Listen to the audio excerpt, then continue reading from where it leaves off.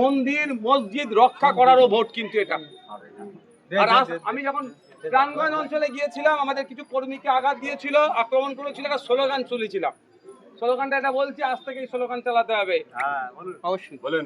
কি বেশ বলছিল, মমতা ব্যানার্জি তুমি দিল্লি গিয়ে ভোট চাও। মমতা ব্যানার্জি বলছে আমাদের দিল্লি গিয়ে ভোট চাও। কি বলছি বুঝতে পেরেছেন?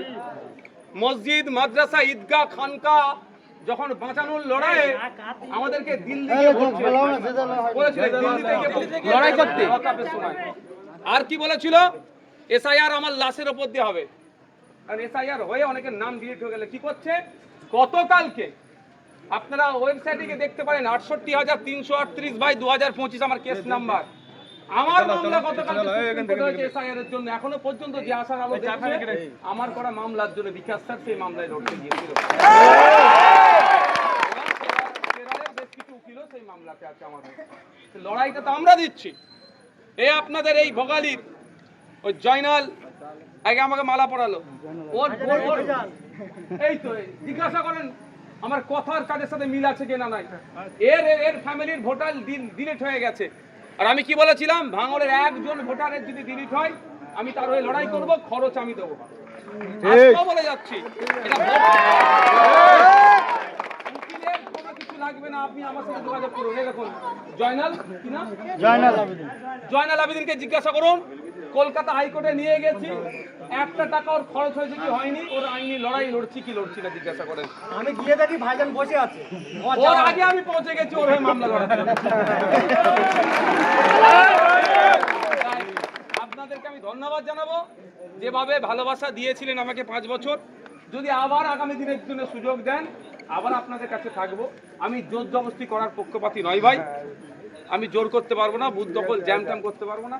দুটো জিনিস আমি বিশ্বাসী, একটা হচ্ছে কপালে লেখা থাকে কেউ করতে পারবে না, দ্বিতীয় হচ্ছে আপনাদের গণতান্ত্রিক প্রক্রিয়া আপনাদের এবার বোতাম বসে যাবে ইনশাআল্লাহ। আর একটা অনুরোধ, বুথে কেউ তৃণমূল করতে পারে, কেউ আইএসএফ করতে পারে, যার যে ইচ্ছা বুথে করবে।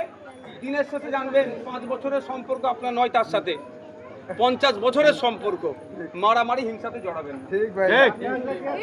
এবার হচ্ছে তৃণমূলের কেউ যদি এটা বেশিরভাগই হয় বাইরে থেকে গুন্ডামস্তান নিয়ে এসে বুথে লোক নেই, মার দেওয়ার কথা, মারপিট করার কথা বলে, শুধু তাকে এটুকু বলবে লোক যখন চলে যাবে তোকে কিন্তু এখানে থাকতে হবে। 8-10টা লোক আছে তাও নেই, তাই না? তাহলে হিংসায় জড়ানোর প্রয়োজন নেই। 29 এপ্রিল আসছে দিন,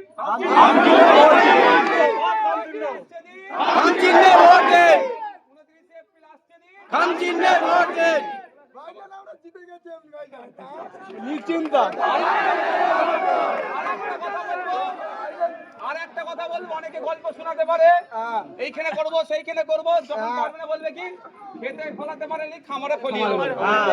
দেখো ওটা 2021 নয়, 2021-এ কারিমুলের দেবে আমার তখন অনেক কম বুঝতো, ছোট নয়,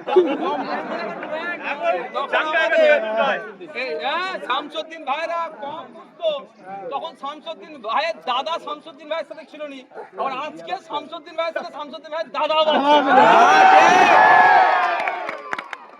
আপনারা খেতে ফলিয়ে দেন, খামারটা রাখার দায়িত্ব কারিমুল আমাদের।